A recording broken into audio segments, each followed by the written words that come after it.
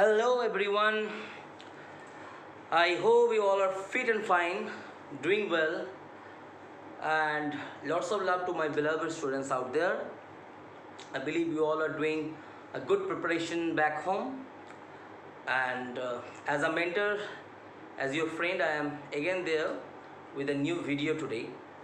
And especially for the students who are appearing for the examinations this year, that is the competitive examinations this year, for them this video will be very helpful. One of the finest reactions in organic chemistry in your syllabus.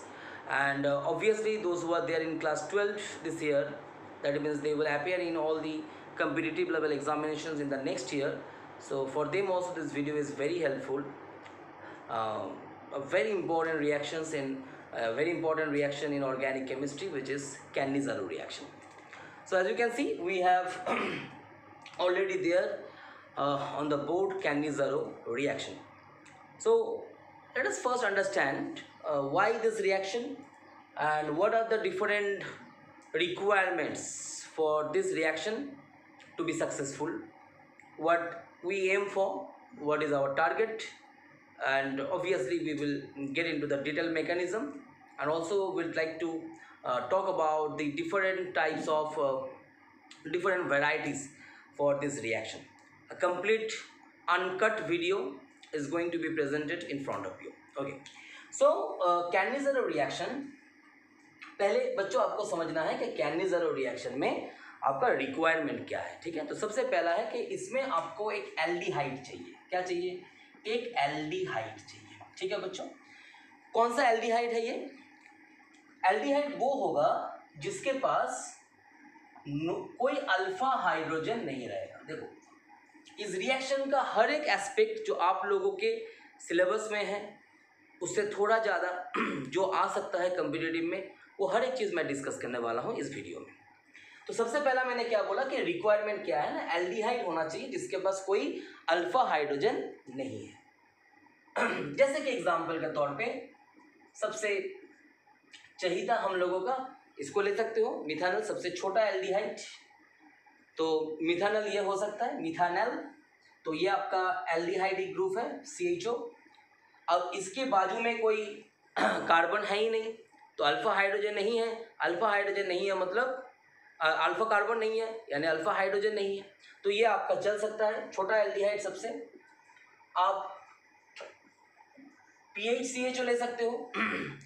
यहाँ भी आप देखोगे कोई alpha hydrogen नहीं है. अगर इसका structure को आप थोड़ा सा एलुसिडेट करो तो यहाँ भी आपको दिखेगा कि भैया कोई अल्फा हाइड्रोजन यहाँ पर नहीं है, ये चल सकता है.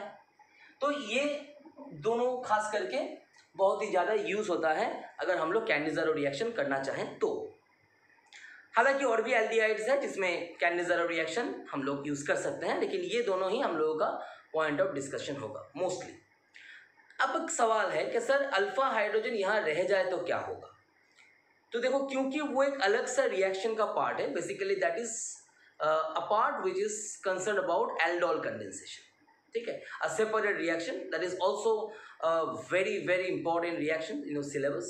But as we are not going to discuss that, just I told you that if you have alpha hydrogen in the aldehyde, then you will actually get an aldol condensation reaction, and that will be more prone to occur than this Cannizzaro reaction. वो ज़्यादा जल्दी से होगा, इसके साथ अगर compare करोगे तो वो जल्दी होगा, वो अच्छे से होगा. और ठीक है, यानी ये हैम्पर हो जाएगा. तो अगर आपको समझना है तो उसके बाद आप ये भी समझो कि यहाँ जो हम लोग रिएजेंट यूज़ करते हैं कि आप लोग कोई एक स्ट्रॉन्ग बेस को यूज़ कर सकते हो. NaOH यूज़ कर सकते हो, KOH यूज़ कर सकते हो.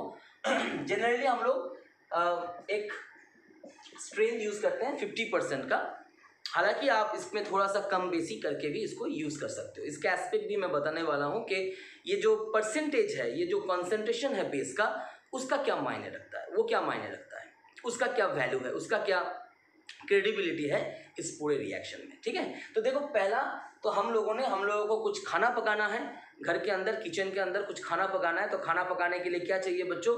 भाई हमको सब्जी चाहिए, कुछ भी चाहिए, चावल दाल जो आपको बनाना है वो चाहिए. तो रॉ मटेरियल चाहिए बेटा. ठीक है, तो रॉ मटेरियल तो मेरे पास आ गया. ये पहला रॉ मटेरियल है और ये आपका बेटा दूसरा रॉ मटेरियल है.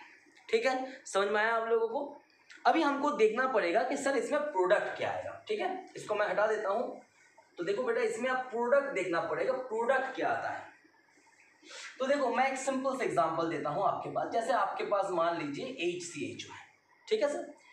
तो ये आप 2 मॉलिक्यूल ले लो, तो इसका 2 मॉलिक्यूल मैंने यहाँ पर ले लिया। अब यहाँ पर चाहो तो 2HCHO भी लिख सकते हो। As I want to make, I want you people to understand it separately what is happening in this particular reaction. So I just want that I would show you in a separate manner. So if I am giving you NaOH, so you know what will happen. Keep your eyes on this part. Okay, like this is like an ablazing star, and you are looking at this. So you understand that this aldehyde, one of these 2 molecules, will be reduced. Okay, so what is going to be reduced? If I say this is going to be reduced, so this CHO group reduce हो जाएगा आपका। तो CHO को reduce करने से क्या बनता है, ये हम लोगों को काफी अच्छे से पता है, ये CH2OH में कन्वर्ट हो जाता है। देखो मैंने इसको बॉक्स भी कर दिया, यानी आपको पता होना चाहिए कि जो ये हाइड्रोजन है मैंने इसको इंटैक्ट रखा है, और ये जो CHO है इसको मैंने तब्दील किया है CH2OH में, ठीक है सर। तो ये एक्चुअली क्या है, HCH2OH का मतलब क्या हो गया, इसका मतलब CH3OH ही हो गया। क्या मतलब हो गया इसका मतलब हो गया आपका CH3OH ही है यहाँ पर, है ना। और दूसरा भाई साहब जो है ये बाबू ऑक्सीडाइज होगा, ठीक है। तो अगर ये ऑक्सीडाइज होता है तो ऑब्वियसली आपको पता होना चाहिए कि जो ये CHO है, इसको मैं थोड़ा एलिप्टिकल तरीके से मार्क किया, ये आपका फॉर्मिक एसिड में कन्वर्ट हो जाना चाहिए बेसिकली। देखो CHO ग्रुप जो है वो किस में कन्वर्ट हो गया, CHO ग्रुप जो है वो COOH ग्रुप में कन्वर्ट हो गया जी। लेकिन देखो ये मीडियम कौन सा है, ये मीडियम आपका बेसिक मीडियम है। बेसिक मीडियम में एसिड जिंदा कैसे रह सकता है इस तरीके से, तो ऑब्वियसली एक रिएक्शन का प्रोबेबिलिटी है, एक चांस है।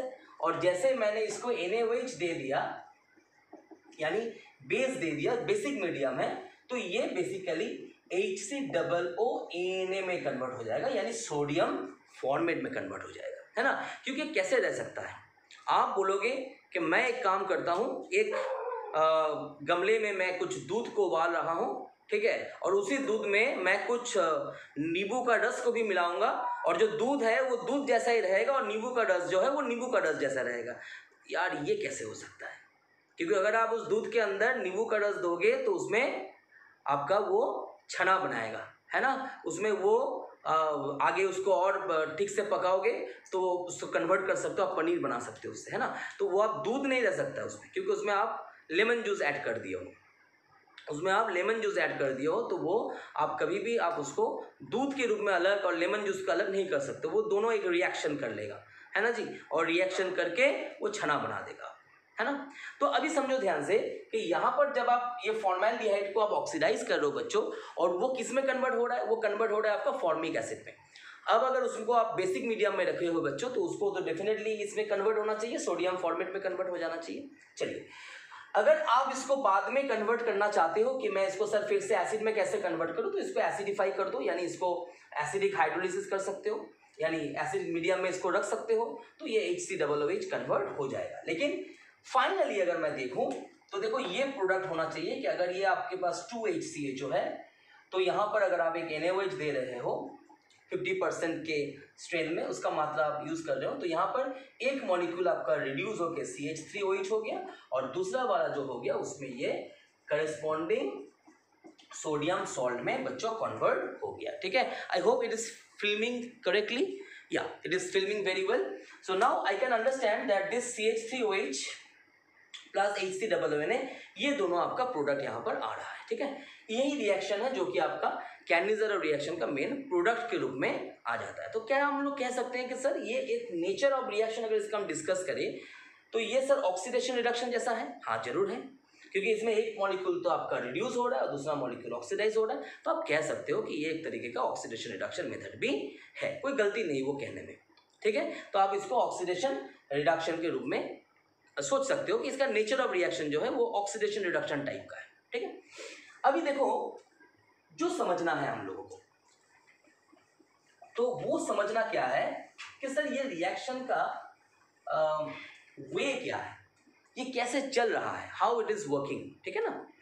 तो देखो इसका हम लोग थोड़ा सा अब रिएक्शन मैकेनिज्म पे जाते हैं, और अगर हम लोग उसके अंदर गए तो इसमें हम लोग काफ़ी सारा चीज़ डिस्कस कर सकते हैं, रिएक्शन मैकेनिज्म के अंदर जाएंगे तो देखो बच्चों क्या होता है, मैं एक काम करता हूँ, मैं एक दूसरा एग्जांपल ले लेता हूँ, यानी कि PHCHO वाला एग्जांपल मैंने ले लिया, ठीक है।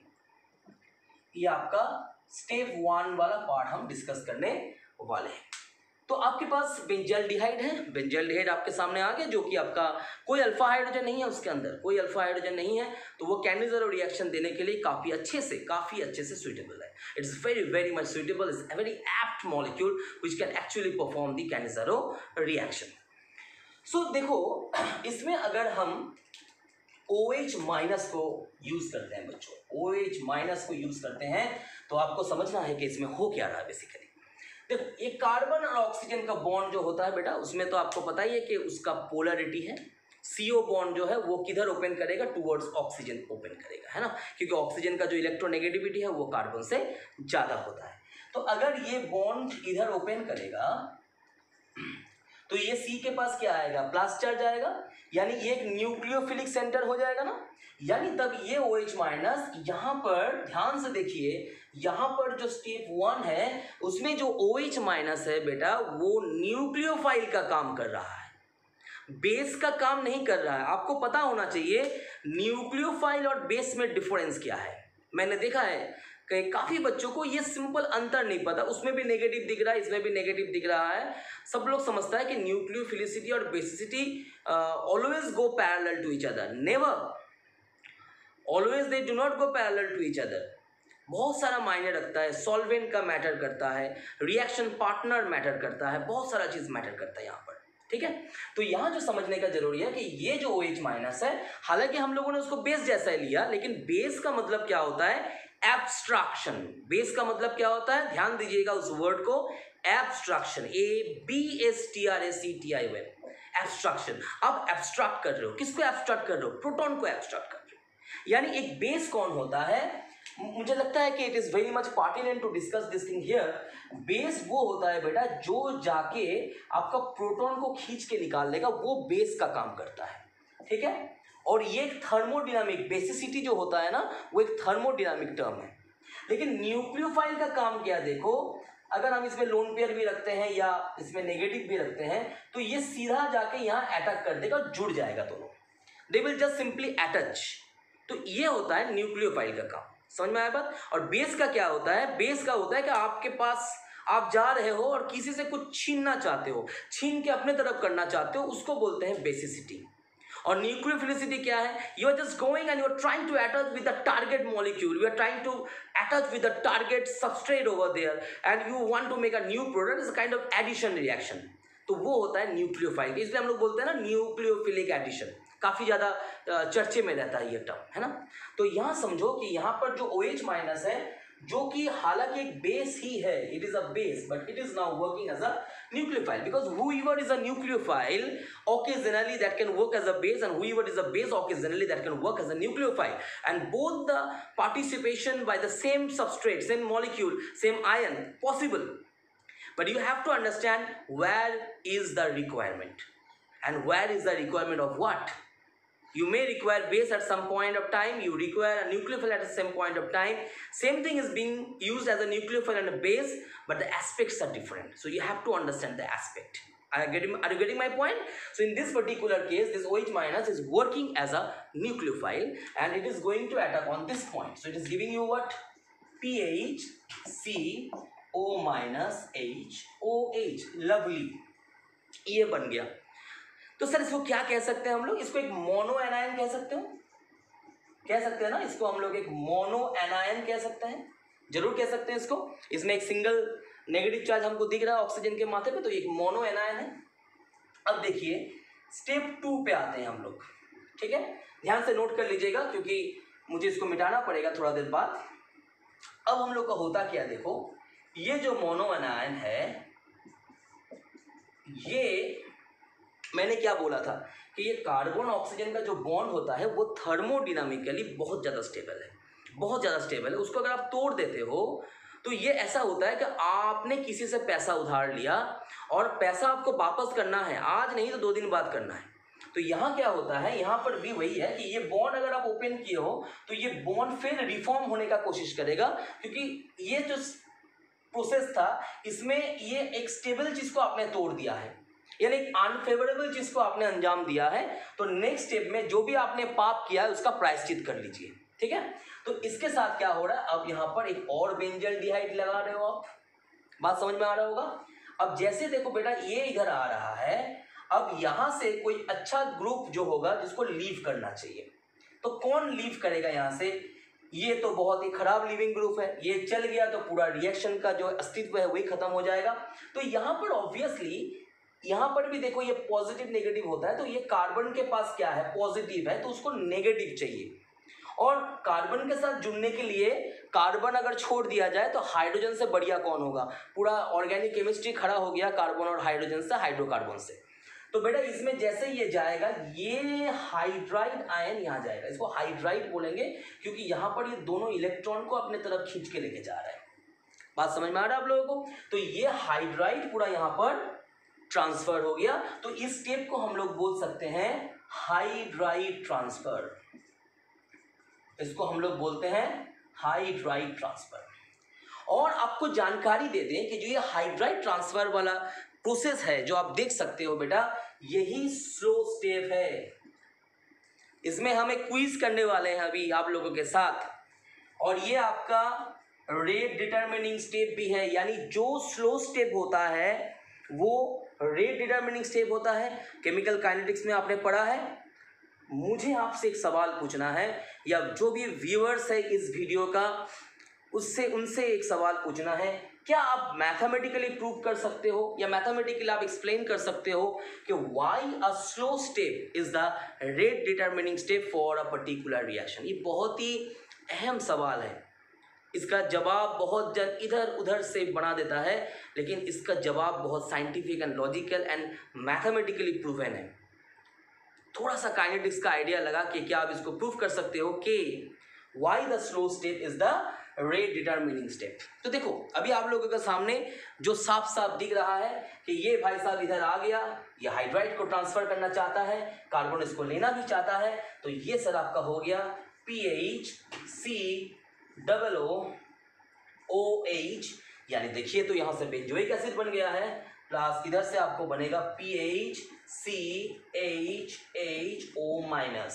यानी बहुत ध्यान से देखिए तो ये आपका बन गया है PHCH2O-, PHCH2O-, है ना। यानी कि अगर ये अल्कोहल होता PHCH2OH तो बेंजाइल अल्कोहल कहलाता, तो वहां से हमने H+ को अगर हटा दिया है तो एक तरीके का ये एल्कोक्साइड आयन बन गया है। ये होता है रेट डिटरमिनिंग स्टेप, ठीक है सर। थर्ड स्टेप अगर हम लोग डिस्कस करने जाएं तो थर्ड स्टेप करने से पहले मैं यहाँ पर आपको एक सिंपल सा लॉजिक देना चाहता हूँ, और वो सिंपल सा लॉजिक ये है कि अगर आपको कोई पूछे कि बेटा इसका आपका ये कौन सी ऑर्डर ऑफ द रिएक्शन है, what is the order of this reaction, मैं उसको यहाँ करना चाहता हूँ। देखिए मैं उसको यहाँ करना चाहता हूँ, उसको ध्यान से देखिएगा, ये सबसे अहम जगह है कि सर इसका जो ऑर्डर ऑफ द रिएक्शन है तो ये आपका स्लो स्टेप है। मैंने बोला हाँ ये स्लो स्टेप है, तो सर ये रिएक्शन का जो डिटर्मिनेशन है जो डिपेंड करेगा वो डिपेंड करेगा इसके ऊपर और इसके ऊपर। आपने सही कहा है, लेकिन देखो ये तो आपका स्टार्टिंग मटेरियल नहीं है, तो ये किसके ऊपर डिपेंड कर रहा है, ये डिपेंड कर रहा है इसके ऊपर और इसके ऊपर।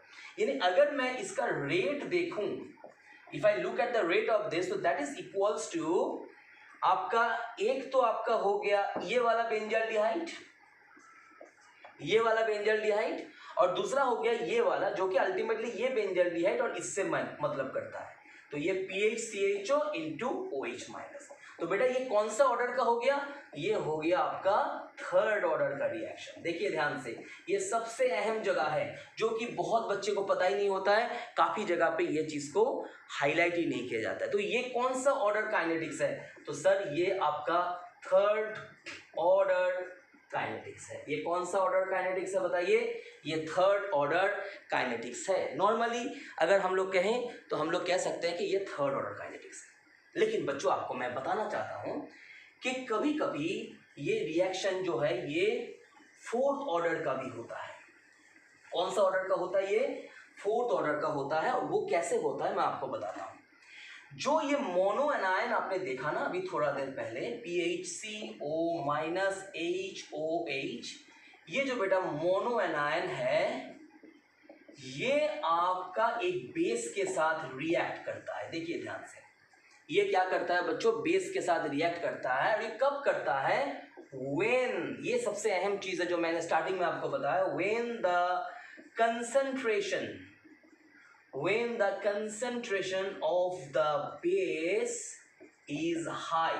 देखो बेटा यहाँ तो वो बेस का काम कर रहा है, because this OH minus is coming and abstracting this H plus। what I told abstracting the H plus, I didn't tell attracting, I told abstracting the H plus।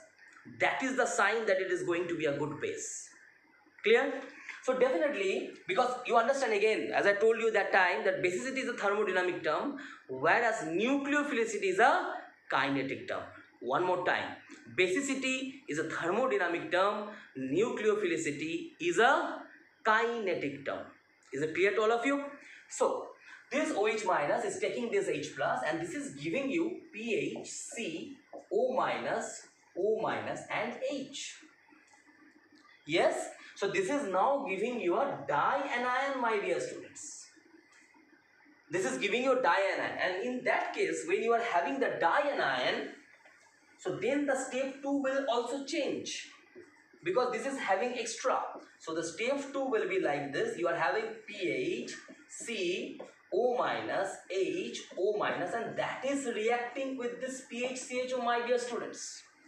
and now can you understand कि बेटा यहाँ पर दोनों तरफ से pressure आ रहा है इसके ऊपर, ये भी वापस आना चाहता है, ये भी वापस आना चाहता है, आएगा अल्टीमेटली एक, लेकिन प्रेशर दोनों तरफ से आ रहा है, यानी ये काफी जल्दी रिएक्शन करेगा, आगे वाला केस से जल्दी करेगा, यानी इसका रिएक्शन फास्टर होगा, याद रहेगा।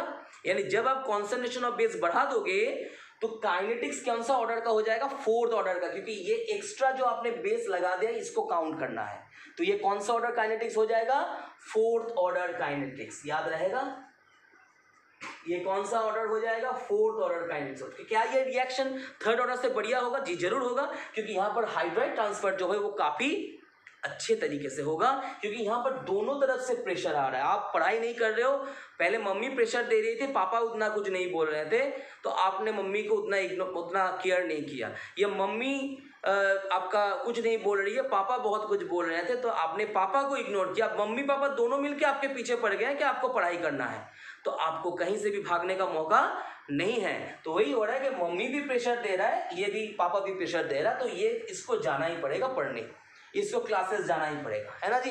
तो यहाँ से आप एक प्रोडक्ट डेवलप कर सकते हो, तो वो हो गया आपका PHC,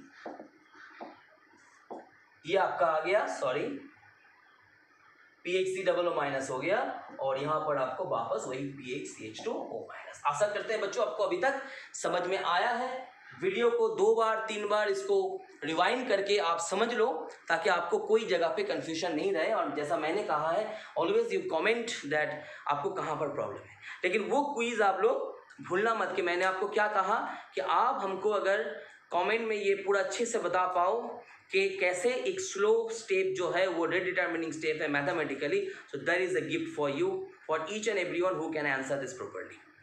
well, so let's move on. तो ये स्टेप 2 हमने कंप्लीट किया, और स्टेप 2 करने का 2 तरीका आ गया, एक आपका मोनो एनायन खाली रह के मोनो एनायन से हम लोग बना सके, और एक डाई एनायन से बना सके। तो लास्ट स्टेप जो है इसका, स्टेप 3 जो है, जो कि बहुत ही आसान है, वो कुछ इस तरीके का है बच्चों के, अगर हम लोग स्टेप 2 तक याद रखे हैं, तो स्टेप 3 में बेटा क्या होना चाहिए, आपके पास था PHCOOH और यहाँ था PHCH2O माइनस। तो देखो ये भी थोड़ा सा बेस का जैसा काम करेगा, ये है ही बेस, एल्कोक्साइड जैसा काम है, क्योंकि अगर अल्कोहल को मैं थोड़ा सा वीक एसिड मान लूँ तो ऑब्वियसली उसका जो बेस होगा वो कंपैरेटिवली कॉन्जुगेट बेस जो होगा कंपैरेटिवली स्ट्रॉन्गर होगा। तो ये करीबन उतना अच्छा बेस तो है कि यहाँ पर एक प्रोटॉन ट्रांसफर हो जाएगा। क्या हो जाएगा? Proton transfer. मैं रिवर्सिबिलिटी या इरिवर्सिबिलिटी ऑफ द रिएक्शन पे ज़्यादा ध्यान नहीं दे रहा हूँ, मैं आपको प्रोडक्ट के ऊपर ज़्यादा ध्यान देने कह रहा हूँ। तो ये H प्लस, अब देखो ध्यान से, यहाँ पर ये बॉन्ड नहीं आना चाहिए, यहाँ देखो बच्चों, ये जो H प्लस है ये आपका यहाँ पर जा गया और जाके इसमें O माइनस के साथ H प्लस ऐड हो गया। तो क्या बन गया आपका PHCOO माइनस, यानी बेंजोएट बन गया। और साथ में बेटा आपका आ गया PHCH2OH। ये तो अच्छा खासा चीज़ है, ये तो रेजोनेंस भी कर सकता है जी, जरूर कर सकता है रेजोनेंस। तो ये स्टेबलाइज्ड है जी, स्टेबलाइज्ड है। उसके साथ एक सोडियम आयन को आप जोड़ दीजिए या पोटेशियम आयन को जोड़ दीजिए, जैसा आपने लिया था वो आपका मर्जी है। और if in the future you want that इसको मैं एसिड में कन्वर्ट करूं, so what you just give it H3O plus and that will be giving you PHCOOH। तो बच्चों हम लोगों को क्या मिल गया, एक तरफ से हमको मिला अल्कोहल और एक तरफ से हमको मिला उसका करस्पॉन्डिंग कार्बोक्सिलेट। जैसे यहाँ पर हो गया बेंजोएट, फॉर्मिक एसिड होगा, फॉर्मल्डिहाइड होगा तो उसके केस में फॉर्मेट बनेगा हम लोग का। तो ये आपका कैनिज़ारो रिएक्शन का एक डिटेल्ड मैकेनिज्म है जिसको हम लोगों ने 3 स्टेप्स में समअप किया। लेकिन वो बहुत इंपॉर्टेंट है कि मोनो एनायन से आप डाई एनायन भी बना सकते हो, और अगर वो बन रहा है तो बेस का कॉन्सेंट्रेशन हाई होना चाहिए, और अगर वो बन रहा है तो वो रिएक्शन 4th ऑर्डर काइनेटिक्स पे तब्दील हो जाएगा, वो 3rd ऑर्डर नहीं रहेगा। ठीक है, अब ध्यान से देखिए, यही कैनिज़ारो का अगर हम एक अच्छा डाइवर्सिटी देखें, एक अच्छा वैरायटी देखें, तो ये भी हो सकता है जिसको हम लोग कहते हैं क्रॉस कैनिज़ारो। ठीक है, क्रॉस कैनिज़ारो। ठीक है, ध्यान से देखिए, यहाँ से आपका कॉम्पिटिटिव में सबसे ज़्यादा क्वेश्चन आ सकता है। तो क्रॉस कैनिज़ारो में क्या होता है बच्चों, मान लीजिए आपके पास बेंजल्डिहाइड है PHCHO है, प्लस फॉर्मल्डिहाइड है HCHO और इसको आप बेस दिए हो। ठीक है, अब सवाल ये होता है कि सर दोनों अगर सेम होता है, यानी बेंजल्डिहाइड प्लस बेंजल्डिहाइड या फॉर्मल्डिहाइड प्लस फॉर्मल्डिहाइड, तब तो सर कोई टेंशन नहीं है, एकदम बिंदास हो के आप कोई भी रिएक्शन कर दो। लेकिन सर अगर ये दोनों चीज़ है तो इसमें होगा क्या। तो बेटा देखो, स्टेप 1 में अब बहुत बच्चे पूछते हैं सर मैकेनिज्म जानना जरूरी है। बेटा नहीं जानना जरूरी है तो मत जानो, लेकिन आप ये सब नहीं कर सकते हो, यानी आपका जो एम्बिशन है वो कम हो जाना चाहिए। आप केवल बोर्ड लेवल ही कंप्लीट कर सकते हो, क्योंकि बोर्ड में अक्सर इतना ज़्यादा डिटेल में सवाल नहीं पूछा जाता है। लेकिन अगर आप कोई कम्पिटिटिव को क्लियर करना चाहते हो तो आपको ये मैकेनिज्म जानना ही पड़ेगा। और क्यों नहीं जानोगे, उसका पूरा अंदर जाके डेप्थ में जाके उस रिएक्शन को जानोगे, तभी तो उसको सीखने का मजा आएगा, है ना। तो देखो बच्चे, यहाँ पर क्या देखना पड़ेगा कि यहाँ पर जो स्टार्टिंग वाला अटैक होगा वो कैसे होगा। देखो, एक हो सकता है कि हम यहाँ अटैक करें और एक हो सकता है हम यहाँ अटैक करें। बोलिए, समझ में आया आप लोगों को, यहाँ भी अटैक करें। तो देखो बच्चों, यहाँ पर अगर आप दोनों केस को लिखोगे तो ये जो कार्बन है ये स्टेरिकली क्राउडेड है। क्या बोल सकते हैं इसको, स्टेरिकली क्राउडेड है, यानी यहाँ पर भीड़ ज़्यादा है। भीड़ कैसे ज़्यादा हो गया, अरे पीएच देखो यार, पीएच इतना बड़ा ग्रुप है जो इसको पूरा एक घेर के रखा है, जैसे इसको छतरी दे के बैठा हुआ है ये तो कोई दूसरा इसको बॉडीगार्ड जैसा काम कर रहा है। तो यहाँ पर इसका अटैक करना काफ़ी मुश्किल हो जाएगा बच्चों, काफ़ी मुश्किल हो जाएगा, यानी ये रिएक्शन एक्चुअली फिजिबल नहीं है। तो अगर उसको आसानी से कोई रिएक्शन करने का मौका मिल रहा है तो क्या वो पागल है कि वो इतना कठिनाई को लेके रिएक्शन करेगा, क्योंकि ये रिएक्शन जल्दी प्रोबेबल है तो ये जल्दी हो जाएगा, है ना। तो यानी कि जो छोटा वाला एल्डिहाइड होगा, नोट कर लीजिएगा, जो छोटा वाला एल्डिहाइड होगा जिसमें स्टेरिक क्राउडिंग कम होगा, हमेशा न्यूक्लियोफाइल के रूप में OH माइनस वहीं पर अटैक करेगा। यानी ये यहीं पर अटैक किया, HCH O माइनस OH, ये बन गया आपका मोनो एनायन। स्टेप 2 पे आ जाइए आप लोग। तो यहाँ पर आपका मोनो एनायन तो है ही, साथ में आपके पास बेंजल्डिहाइड है। तो क्या हो रहा है, ये जैसे यहाँ जाएगा तो ये हाइड्राइड ट्रांसफर हो जाएगा यहाँ पर, क्योंकि ये इसको ओपन करके रखा है। तो यहाँ प्रोडक्ट बन गया HCOOH प्लस PHCH2O माइनस। ध्यान दीजिए, रिवाइंड कीजिए वीडियो को, पॉज कीजिए वीडियो को और इसको समझिए ध्यान से कि यहाँ से जब ये वापस आया तो ये हाइड्राइड ट्रांसफर हो गया, हाइड्राइड ट्रांसफर हो गया। ये हाइड्राइड शिफ्टिंग नहीं है। शिफ्टिंग क्या होता है, with in the same molecule होता है, आप लोगों को पता ही है। थोड़ा मैं दिखा देता हूँ, जैसे कि ये आपका CH3C CH3H है, CH2 है और प्लस चार्ज है, जो आपको पता ही होगा कि मान लीजिए यहाँ पर एक कोई रिएक्शन में 1 डिग्री कार्बोकेटायन बना है तो इसको स्टेबलाइज होना है तो ये आपका शिफ्टिंग हो गया। इसको हम लोग हाइड्राइड शिफ्ट बोलते हैं, ताकि वो एक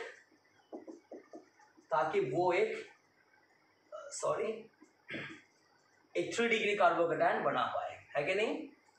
लेकिन अगर वो इस तरीके से मूव कर रहा है एक जगह से दूसरे जगह पे, तो उसको हाइड्राइड ट्रांसफर कहना ही मुनासिब होगा, ना कि हाइड्राइड शिफ्टिंग कहना मुनासिब होगा। हर टर्म का एक अलग अलग अपना आइडेंटिटी बना हुआ है। तो सर ये आपका बन गया फॉर्मिक एसिड और आपका अल्कोक्साइड बन गया।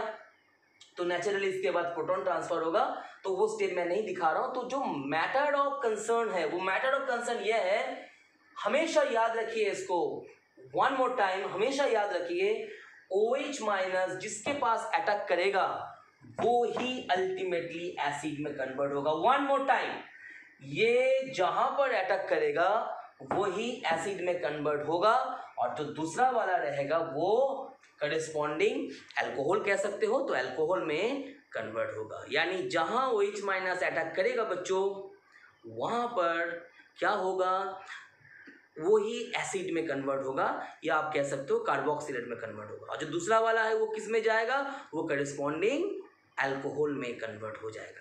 ये होता है क्रॉस कैडनिज़रो का सबसे अच्छा और इम्पॉर्टेंट ट्रिक जो आपको याद रखना है। क्लियर। अभी देखिए यही कैडनिज़रो रिएक्शन का अगर मैं आपको एक वैरायटी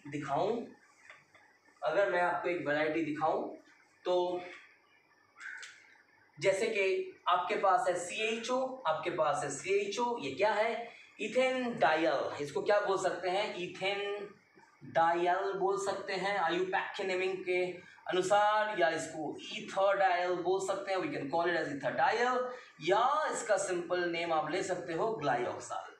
तो इसको भी अगर आप NaOH देते हो 50% दे दिए, तो ये आपका इंट्रामोलिक्यूलर कैडनिज़रो रिएक्शन के रूप में उभर के आएगा। और क्या होगा बच्चों, यहाँ पर एक CHO group will be converted to COONA, और दूसरा वाला आपका अल्कोहल में कन्वर्ट हो जाएगा। यानी ये एक ही मॉलिक्यूल के अंदर दो अलग अलग मॉलिक्यूल नहीं है, इसी के लिए इसका नाम हो गया intramolecular. Intra with in the molecule, intra with in the molecule, inter with in the molecules. This is intra within the molecule, inter within the molecule. So this is within the molecule, single molecule, plural number नहीं है, तो उसको हम लोग कहते हैं intermolecular कैडनिज़रो reaction. काफ़ी सारे क्वेश्चंस बन सकता है इसमें से। मैं चाहता हूँ कि आप लोग इसको थोड़ा ध्यान से इस वीडियो को देखिए। जहाँ तक मैंने इस वीडियो को जो मैंने बनाया उसमें नेचुरली मैंने कोशिश किया है कि हर वो एंगल आपको सामने मैं रखूँ जो कि आपका बहुत ही सहायक हो, ताकि आपको कोई भी कम्पिटिटिव का क्वेश्चन आप कर सको। एक और सवाल मैं इसमें, एक और कंसेप्ट बोल सकते हो, सवाल नहीं एक कॉन्सेप्ट बोल सकते हो कि मान लीजिए मैं कोई कंपाउंड बना नहीं रहा हूँ, मैं जस्ट आपको बता रहा हूँ कि मान लीजिए आपके पास अगर एक ऐसा कुछ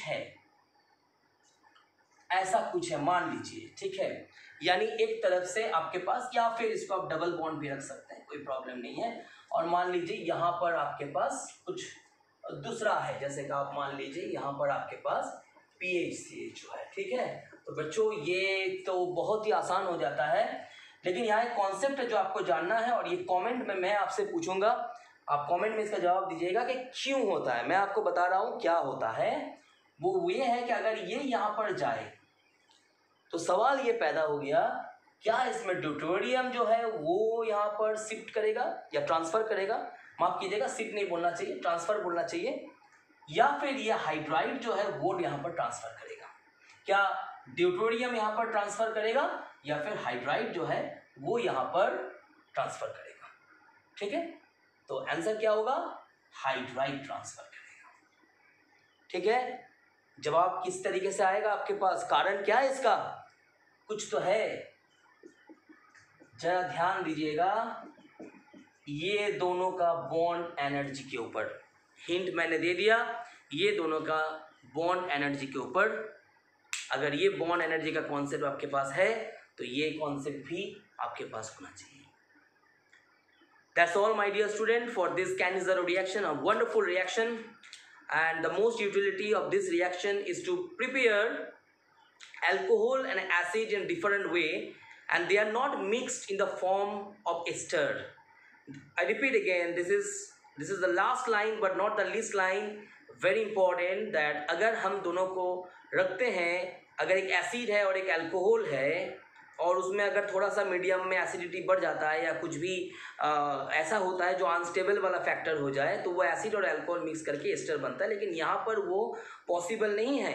यहाँ पर इसीलिए पॉसिबल नहीं है क्योंकि यहाँ पर हम लोगों ने एसिड डायरेक्टली नहीं बनाया है, यहाँ पर हम लोगों ने उसका सॉल्ट बनाया है। याद रखिएगा, यहाँ पर हम लोगों ने एसिड का सॉल्ट बनाया है, इसलिए वो सॉल्ट और वो अल्कोहल मिलके एस्टर नहीं बना सकता।